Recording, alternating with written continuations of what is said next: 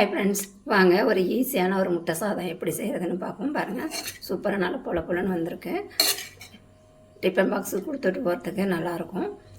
செய்கிறதும் ரொம்ப ஈஸிங்க. வாங்க இதை எப்படி செய்கிறதுன்னு பார்த்துலாம். மேலே கொஞ்சமாக கொத்தமல்லி தூவிக்கலாம்.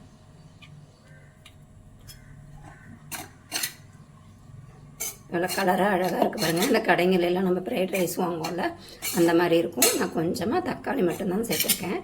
இது மத்தியானம் சாப்பிடும்போது நல்லாயிருக்கும்.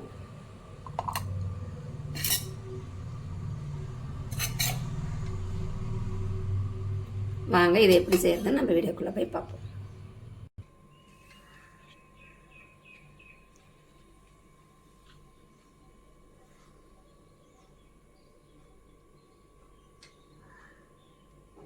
கடாய் காய்ஞ்சிருச்சு, எண்ணெய் ஊற்றிக்கலாம். கடுகு சேர்த்துக்கலாம்.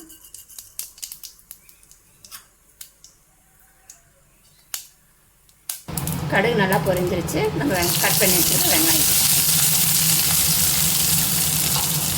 நான் பார்த்திங்கன்னா 2 முட்டைக்கு எடுத்துருக்கேன். ஒரு ஆளுக்கு சாதம் கலரை ஒரு சின்ன வெங்காயமாக கட் பண்ணியிருக்கேன்.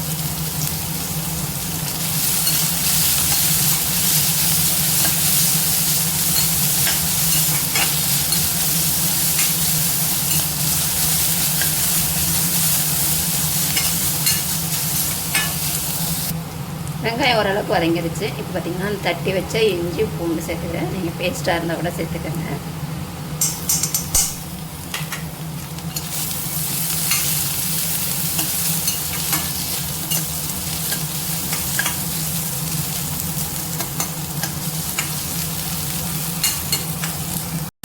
இஞ்சி பூண்டோட பச்சை வாசனை போயிடுச்சு.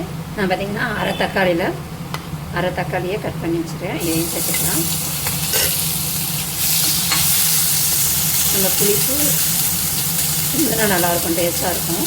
இல்லைனா வரன்னு இருக்கும் சாதம். அதனால் ஒரு அரை தக்காளி சேர்த்துக்கங்க. டேஸ்ட்டும் நல்லாயிருக்கும், சாதமும் வரையாக இருக்காது.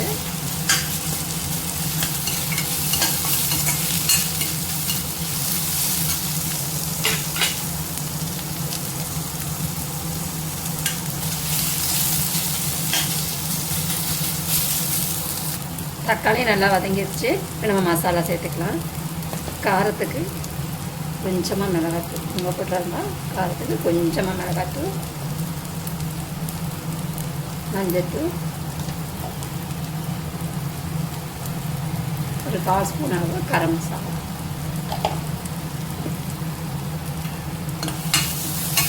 ஏன்னா நம்ம இஞ்சி பூண்டுலாம் சேர்த்துருக்கோம், அதனால் காரம் அதிகமாக இருக்கும். காரம் இல்லைன்னா லாஸ்ட்டில் கொஞ்சமாக மிளகுத்தூள் சேர்த்துக்கோங்க.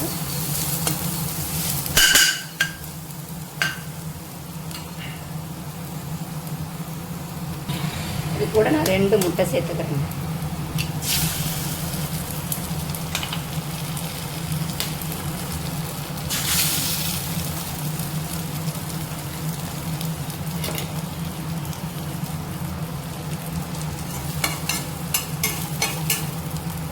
அதுமாரி ஊற்றினோடனையும் கிண்டுனோம்னா நம்மளுக்கு மாவாக போயிடும், ரொம்ப குட்டி குட்டி ஆகிடும்.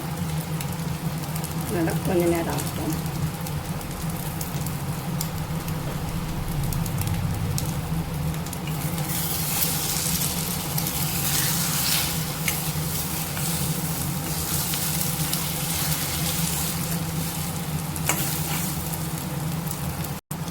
சாதத்துக்கு தேவையான அளவு உப்பு.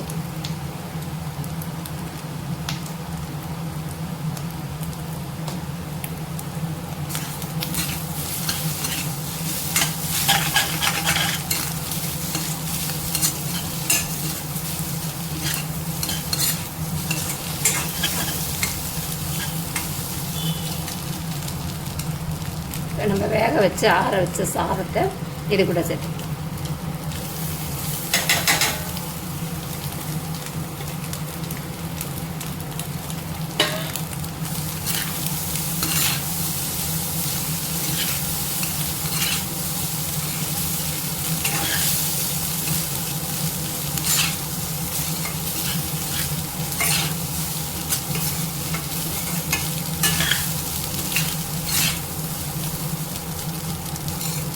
அவ்வளோதாங்க, அருமையான முட்டை சாதம் ரெடி ஆகிடுச்சு.